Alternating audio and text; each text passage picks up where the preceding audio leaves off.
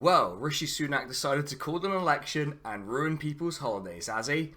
This video is the first in a four-part series I've had planned since probably early 2023 for the election. Before the election, I wanted to get 4 videos out about political parties, individuals, and what I will broadly call an interesting tendency in British politics that I think will express itself more and more as time goes on. The point of these videos is not necessarily to persuade anyone to do any particular thing. I don't think YouTube is a place where mass persuasion really happens very much, and I tend to shy away from telling you what to do. But to provide information and to try to answer some questions that I think are interesting, that are being raised by the context of the election. Each of these videos is designed to be standalone. You can share them with people who you think might be interested in a particular topic, or you can share the whole playlist once it's complete. But every week, for the next 3 weeks, at around 9 PM on a Thursday, you will get a new video about a topic that I think is relevant to this election, particularly if you sit on the left of British politics. But this first one will be, at least if the polling at the moment is to be believed, one with pretty broad appeal, because the topic of the video is the Conservative Party, the so-called natural party of government that has managed to totally detonate its reputation in about 2 years. That's rare. The UK since 1979 does not change its governing party very often, which raises a lot of questions about the nature of the UK's democratic culture and traditions, but also to me, it raises one particular and important question that could tell us why this is happening now. If that polling I mentioned is to be believed, the country has already answered this question, but what I wanted to ask was this: should the Conservatives be given another term in government? As I said, for a lot of you watching this answer is simple. It's just no, and I agree, and that's probably the end of the video for you. But there will be some of you who, even if you answered that way, as a reflex, you might want to know why. Or there are some of you who maybe aren't quite sure. You feel like something somewhere has gone wrong, but you can't quite draw upon specifics. Well, that's what this video's for. It's an invitation to watch me put the boot into a party that richly deserves what appears to be coming to it, even if I have some opinions about the likely beneficiary of it. There are a few things that are important when we consider whether an incumbent government should continue to govern or not. Mainly the state of the country at the moment. The Tories have been in power for 14 years. That's since I was 16. Yes, they've had to be, at times, propped up by other parties, namely the Liberal Democrats and the DUP, and I would certainly say those parties share some of the blame for what's happened in those 14 years. However, these were Conservative-led governments with 5 different Conservative prime ministers, and while Rishi Sunak might prefer that we judge him on his time in office and that alone, the institution that's propping him up in Downing Street is the one that came to power in 2010. So no, you don't get to totally rebrand your party and act like you're an insurgent force, not least because the press has no interest in allowing you to do so like they did when they allowed Boris Johnson to do this with the Conservative Party. My point in saying all this is the state of the country, like the fact that I can't walk 10 feet without a homeless person asking me for change in a country with more empty housing than homeless families, is almost entirely a product of political decisions undertaken by Conservative-led governments. Yeah, New Labour before them were awful too, and Cameron and Osborne adopted the heir to Blair moniker, but when you come to power, you have a choice, and they made theirs, and so did their successors. So let's talk about the state of the country. It's bad. I know that's not a super descriptive start, but it's hard to imagine another comparable country that's just so incapable of performing the basic functions expected of even small c Conservative dominated countries. The reason for this, that we have no real state capacity to do anything other than give money to the olds, is the foundation of the Conservatives' political project upon coming into office in 2010. The cornerstone of their project was austerity, and for those who missed the past 14 years or who aren't from the UK, you might be wondering what that is. The short version is in 2010, when the Conservatives came to office, they proposed that the problem with the UK economy was that it was living beyond its means and that cuts had to be made in order to get the government out of the way and foster growth. How did that turn out? Not great, and anyone who had any rudimentary knowledge of how economies work could have told you that. So why did the British public go for it? Because they're full of people like this. Okay, I think politicians spend so much time arguing amongst themselves about the problem. Economics is really simple. I've got £10 in my pocket. If I go out and buy 3 pints of beer in Cambridge, I'm probably borrowing money. If I carry on doing that, then I'm going to run out of money and I'm going to go bust. It's not difficult, guys. Which I don't need to tell you is complete crap because, and I'm going to need people to understand that I'm saying this out of frustration more than anything, the budgets of countries do not work like household budgets. Before I do the big reveal about what the basis was for implementing austerity, let me take you through where we stand right now in the UK. 22% of British people live in poverty, with almost 30% of children living in poverty. In March, 4.2% of NHS patients were waiting more than a year for treatment in England. In January, 15% of UK households experienced food insecurity. According to the legal firm Hodge, Jones and Allen, 48% of UK tenants in 2023 were living with one or more housing disrepair issues. These are just 4 statistics, and I could pick many, many more and have routinely referred to others like the adult literacy rate and specific malnutrition among children in other videos. But these alone paint a picture of a country that's definitely seen better days, and that's before we get to the kicker. Over 1 million people died prematurely due to austerity policies from 2011 to 2019. It's a bit beside the point, but the fact that the 2 primary architects of this unnecessary death have gone on to have a successful career as a political pundit and return to frontline politics as foreign secretary is nothing short of a disgrace. It actually viscerally disgusts me, and it's a symptom of why this country is the way it is. And I think one of the most outrageous aspects of this is that one of the reasons that austerity was justified was because of a spreadsheet that had an error in it. Now, I work at a job where I have to use spreadsheets, and look, I'm not perfect. I've made mistakes in spreadsheets, but it has to go down as one of the most lethal spreadsheet errors in history if it's been used to justify killing over 1 million people. There will be some of you in the audience sitting there wondering, when are they going to get to Brexit and COVID? They really bungled those. And yeah, if you're a person who took their dog on the referendum, which, you know, I guess those dogs were good, but their owners, very tedious. But I guess it's time for me to speak directly to you, tedious dog owner. When I criticize austerity, I am criticizing the Tories for Brexit and for their dog shit response to COVID. I think it's also worth being clear, as I have been in lots of other videos, that I'm probably more Eurosceptic than people my age, but I did vote Remain, and I did it for 2 reasons. 1, the Leave campaign was pretty directly racist to me and my family. 2, I didn't believe the Tories could negotiate any kind of decent exit deal, and it turns out I was right. But I do think there's an element of denial about why the country was even put in a position where Theresa May had to negotiate an exit deal when she was clearly incapable of doing it. The point I want to make is, while there are lots of factors that led to the UK voting to leave the EU, I'm not going to put too much emphasis on one, obviously it's a complicated thing. Don't you think the Prime Minister who implemented a deeply unpopular austerity program, being heavily associated with the Remain campaign and the status quo, may have led to some to use that vote as an opportunity to kick the government?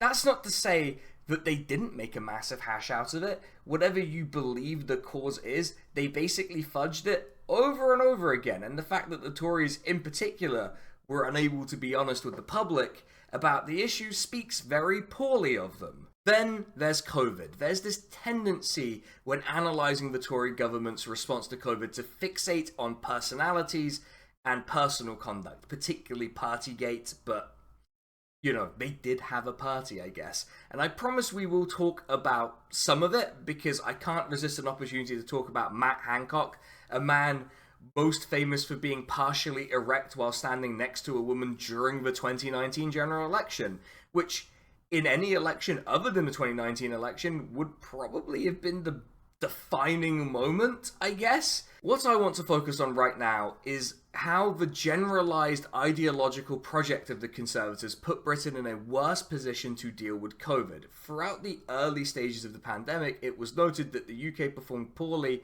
as compared to similar countries. While this comparison relies on other countries having similar reporting infrastructure and on you believing that those numbers are credible, I think it's reasonable to say that up until the vaccine rollout, there was a bit of a public perception that the government had not handled it spectacularly well and had taken their time when maybe they shouldn't have. In any case, hospitals were quickly struggling, as they were in other countries, and in a country where every year we keep having seasonal crises in our national healthcare system, you might imagine that this was a fucking nightmare. One of the reasons for this is that austerity has resulted in fewer beds, a staff retention crisis, and just a variety of other entirely predictable problems.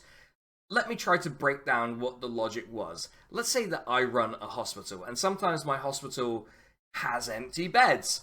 Great, spare capacity in case of, just off the top of my head, a novel respiratory virus that hospitalizes people at a higher rate than other viruses.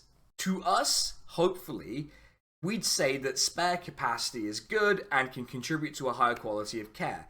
To the Conservative Party and to other subscribers of Austerian logic, it's inefficiency. Now, I've long been an advocate of inefficiency and slacking, but this isn't even that. Healthcare is not, or at least should not be, run like a business, mostly because it's morally repugnant to do that, but also because it's like stretching an elastic band over and over again. Eventually you'll pull so hard that the band snaps. So when we're saying the Tories have fucked it, we have to be clear about what the underlying cause was. We weren't having those seasonal crises in the NHS just because we like having seasonal crises. I don't think that's a thing that could plausibly have happened. Now, I probably wouldn't be able to forgive myself if I didn't bring up the legend herself, Liz Truss. I did a whole video about her as a statistical marvel because that's what she is. I am actually in awe of her, but you have to admire her ability to essentially derail the entire economy in 45 days, especially when 10 of those days were basically days off because the Queen had died, and 10 more of those days were basically days where she couldn't do anything because there was a leadership election happening. Honestly, all I need you to do is think about this.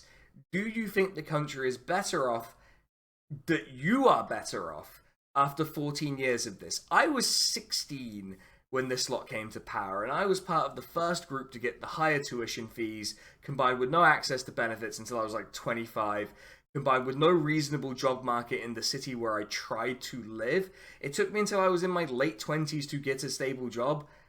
I have a master's degree in physics. If you've come to the point now that you've had enough of these people, then fine. I do wonder why you didn't sooner. If you're like me, you're probably going to get some pleasure from what's likely to happen next, even if I may have some reservations about the likely beneficiary. So yeah, you might say that I think that they richly deserve what's coming to them. But there's more to this, isn't there? The Conservatives have clearly become exhausted as an institution, and it's not like they were particularly great to begin with, and boy do they have a collection of guys for us to gawk at, so let's do some guyology. The Conservative Party could be considered the most electorally successful party ever, at least in like liberal democratic politics. And the thing is that a lot is made about the character of the Conservative Party. I think that's actually kind of important. One thing I would say is that these criticisms were valid for a long time, so you do wonder why it's suddenly being noticed. I might have some thoughts on that, but it's not for this video. I just want to say that if it's true that the Tories are clowns, then they're at least the most electorally successful circus in history, so that's something, I guess. The first and perhaps most important general characteristic of the Tories is they're the party of the rich. I mean, do I need to explain this to people at this point? Like, the current Prime Minister is the richest MP to ever sit in the House of Commons. He doesn't know how to use a debit card, and crucially, pretty much every single policy that's been forced through in the past 14 years has been to the benefit of home-owning retirees or people who are soon to fall into that category. Which I suppose is why some noticing has occurred in the press, and crucially among the sort of 40 to 50-something-year-old people with mortgages, because the Tories have decided that in picking Liz Truss that they wanted to piss those people off. Now, the fundamentals that led to the Liz Truss meltdown were likely going to happen eventually to the British economy, as it does to every capitalist economy, like boom and bust. It's not something you can get out of. It's a fact of life. Sorry, Gordon Brown. That feels like an unnecessary and kind of niche drive-by, but here we are. Consistently, the tax cuts they push through primarily benefit higher earners. They've continued the project for society to require money for you to do anything. Maybe this is an outrageously radical thing to believe, but I don't think virtually every leisure activity available to people should cost money. The Tories have made everything more expensive, while everyone except the very richest have become poorer. It's not exactly a subtle expression of what their politics is about. There's a reason people who are quite possibly richer than God line their benches, or that Tory MPs find their way to lucrative employment after they leave politics, though they are by no means the only political party guilty of this. But we know this. Fuck, even the people who vote for them know this, and you're not here for a rant about wealth transfers to the rich. You want to hear about weird Tory guys and how bizarre their politics are. So let's open strong. The Tories are a party of racists. This is another thing that I think colloquially pretty much every British person acknowledges. At least on some level, right?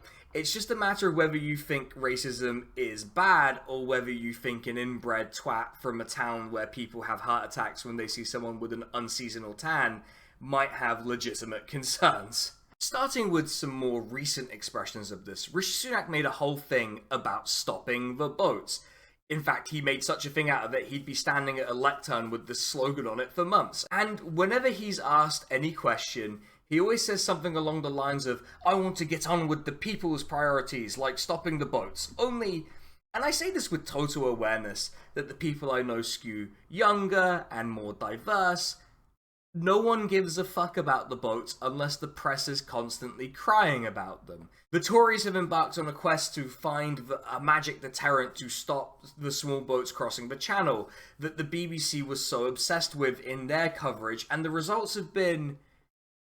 well, I was going to say mixed, but let's be honest, the results have been complete fucking failure.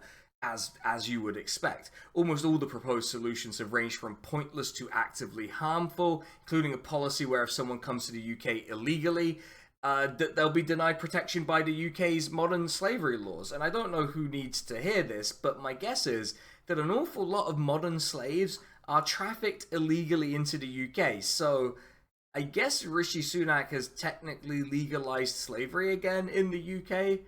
So much for the we abolished slavery, therefore we were the most moral empire types. I guess that one goes out to every single right-wing newspaper columnist who loves deploying that line. Now, call me a radical, because I actually do have a solution to stop small boat crossings in the channel. Are you ready? Oh, are you sitting down? Get ready for this. We provide safe routes for people to get here and process their asylum claims in the UK. No more boats, so problem solved. That's it. I've solved it. There aren't going to be any more boats. No small boats crossing the channel under my regime. Now, of course, this isn't actually about the boats, is it? But about hardening the UK's border regime. And if the Rwanda scheme is any indication, it's about outsourcing as much of the actual reality of hard borders to some other place. Out of sight, out of mind, and all that. Now, to be clear, even if these things worked, whatever working might mean in this case, they'd still be wrong, and they'd be hardening the already quite racist border regime that we already have. So Sunak might well talk about being the first British Asian Prime Minister, which, fine, I guess he is, right? This is literally a factual statement.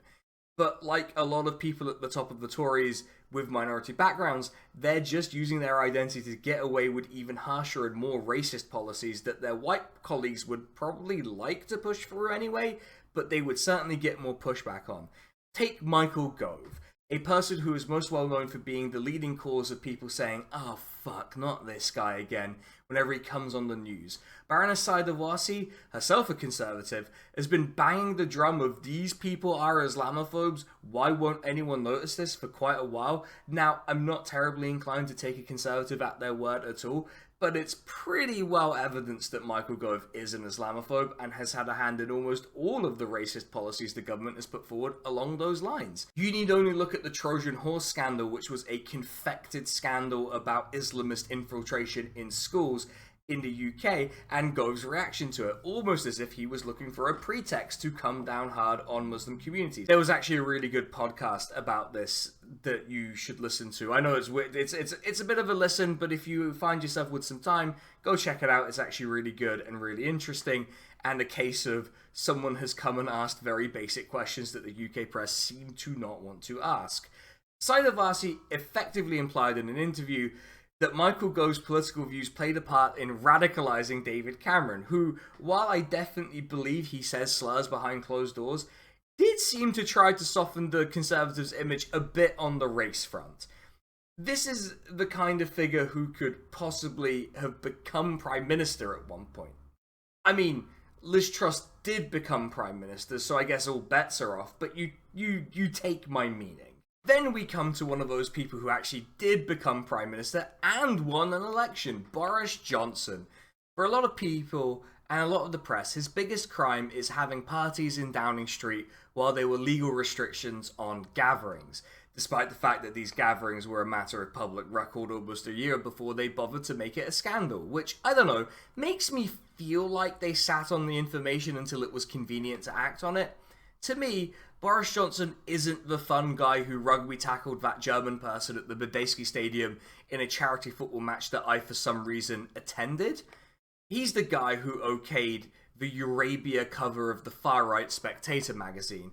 He's also the guy who wrote the book 72 Versions, which, yes, is exactly what it sounds like, only it somehow ended up being even more racist than it sounded. I've had to read it more than once for content purposes, and it contains racial terms that I didn't even know existed. Particularly egregious given the context of his election win was the amount of anti-Semitism in there. But somehow, he's not even the worst offender in the Tory party, with multiple MPs making use of the cultural Marxism conspiracy theory, including referencing it in Parliament. In fact, 28 MPs signed a letter making use of the trope, and very few media outlets thought this worthy of comment, despite the fact that there was wall-to-wall hysteria over much less well-evidenced claims about other certain people. It doesn't matter how much certain sections of the press want to excuse these people, the term can only really be understood as an anti-Semitic conspiracy theory, and we can only understand the Tories as a party that houses every kind of racism. I just focused on a couple due to wanting this video to be short, relatively speaking, but they've passed anti-GRT laws that basically make their way of life impossible, routinely support anti-black policing practices, attack the mayor of London, mostly seemingly because he's a Muslim. Like, everyone is getting it from the Tory party. I mean, even the Italians are probably getting it in some way. Look, I think taking the Tory party seriously has passed, and part of the reason that's happened is that they've elevated a series of... Look, I'm gonna level with you. They keep elevating dipshits to positions they probably shouldn't be in, and it keeps blowing up in their face. Take the curious case of the Tory party's human Labrador, Matt Hancock. You might remember him from things like being publicly humiliated on reality TV over and over again, and from kissing one of his aides in his office, who he keeps on saying he fell in love with in one of the most cringe ways to get out of "you broke your own rules" in history. Look, this guy clearly shouldn't have been health secretary under any circumstances, and I'm not just saying that because of the fact of the affair. Frankly, I don't really give a shit about that sort of thing.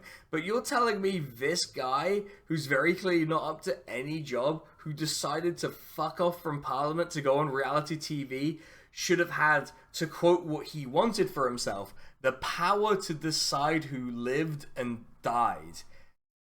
You can only blame the institution that found itself with such a shallow bench that Matt Hancock was the best they could offer as health secretary.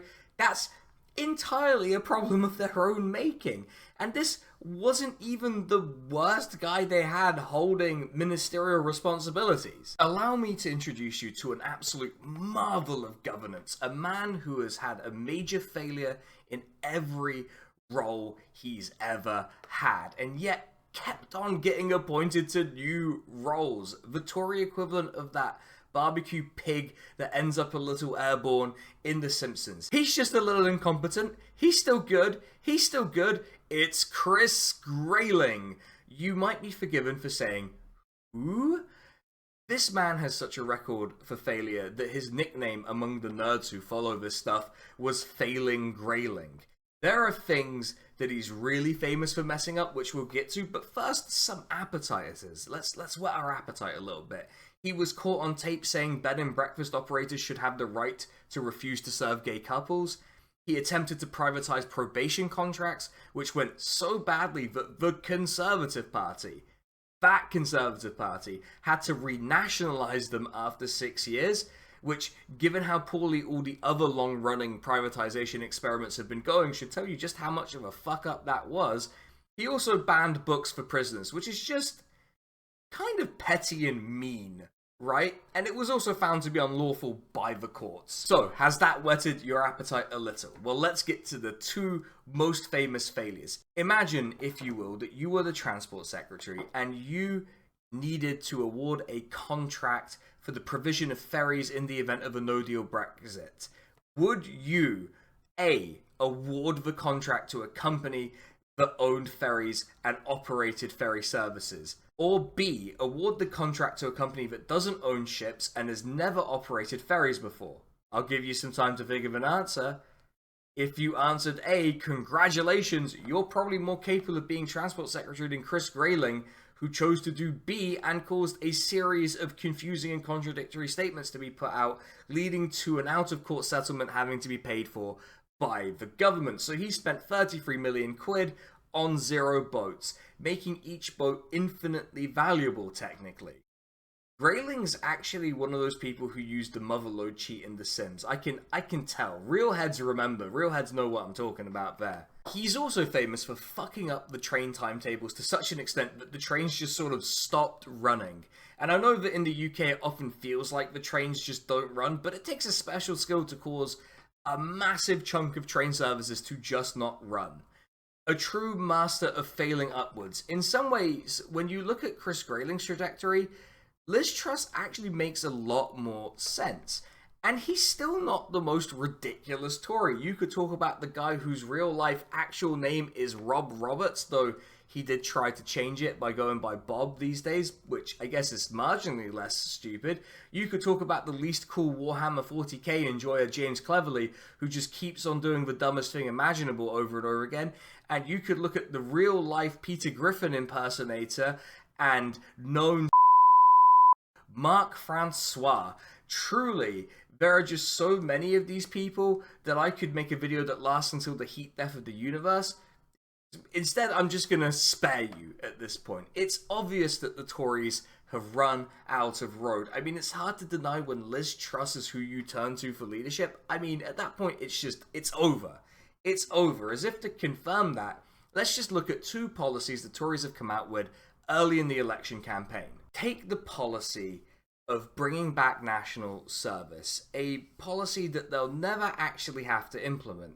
Not just because they look like they're going to lose the next election, but because the point is that they'll never be made to. See, the wonderful thing about being a Tory is that you can say any old shite, and as long as it appeals to a certain demographic, it's fine. No one really wants to hold them to their word. It's all about signals, and this signals that they believe their electoral coalition, or the one that they feel they're most likely able to build, is mad at young people for the crime of being young. And judging from the age breakdown of the approval of the policy in polls, yeah, they're right, and they'll never have to do it, so it's win-win. But resurrecting a policy that ended in the 1960s doesn't scream political movement that's ready to confront the current moment. It screams, I've tried doing nothing, and I'm all out of ideas. Which is also what the Triple Lock Plus looks like. For those unaware, the Triple Lock is a policy that ensures pensions in the UK increased by a certain amount pegged to one of three metrics: wage growth, inflation, or 2.5%, whichever of those is higher. And while this is transparently a giveaway designed to make the Conservatives' elderly base feel pandered to, it's actually secretly not necessarily a bad policy for schmucks like me who happen to be quite far from the pension age. So while I dislike the prioritization here, I might not complain too much about it. It's just that there's nothing really to it, right? It's an increase in a tax threshold. And really, if that's the sum of the ambition, they're done. It's over. It was over before Liz Truss, really. They're a spent force. There's nothing propelling them as a political force. And this is one for the conservative thinkers. What do you think has to happen for them to be a political force with purpose? Like, arguably lose an election, to be honest, but like, does that really fix the problem? I don't think so. But again, it's not for me. That's not my problem. I'm just going to enjoy watching them immolate at the next election. Now, of course, just because they're a spent force and they're 20 points behind in the poll, that doesn't mean the British public won't be like Homer Simpson with that rancid sandwich. Oh, you've ruined the country, but how can we stay mad at you? And one of my worries is that after what I suspect will be the least popular government to make it to an election in history, once Keir Starmer probably takes over, people will genuinely say, how can we stay mad at you, to the Tories? If you've watched this and you voted Tory in the past and are voting for anyone else, the specifics don't particularly matter here, unless you're voting for reform, but then I doubt you would have made it this far. You probably would have been mad at me for having green hair and stuff. But remember, this is who the Tories are. I've treated them with the exact level of seriousness they deserved. Not just now, but throughout their existence. They've always been this party. And they really do deserve what's coming to them. Unless, of course, the British public choose to continue eating the rancid sandwich, then we're getting what we deserve. See you all, catch you in the next one next week. Just before I go, I need to thank my proofreader, who's my partner. She very patiently reads these scripts, and she does such a good job giving me notes. And I need to thank my graphics guy, Emir, for the banger thumbnail. It's really good. I also need to thank my patrons, particularly the top tier patrons, Drone Riff, Mercutio, Kazishida, and John N. And I need to thank the YouTube members, Nadir Jiwa and Katie Marshall. If you want to vote on the topic of the videos, if you want to suggest topics to me, if you want to get early access to the videos, and a whole bunch of other stuff, head on over to the Patreon, patreon.com/skthecrusader, or become a YouTube member. These provide approximately equal benefits, depending on how convenient it is to use each one for each thing, but you get approximately the same thing for the same money. So either is great. If you've made it this far, please remember, like, subscribe, leave a comment, tell me about how the Conservative Party ruined your life, unless you're not from the UK, in which case tell me about how your local Conservative Party ruined your life and how much you wish they were getting as crushed as our one. But anyway, everyone, take it easy. Like I said, I'll catch you on the next one next week, and it's a big video. Catch you then. Goodbye.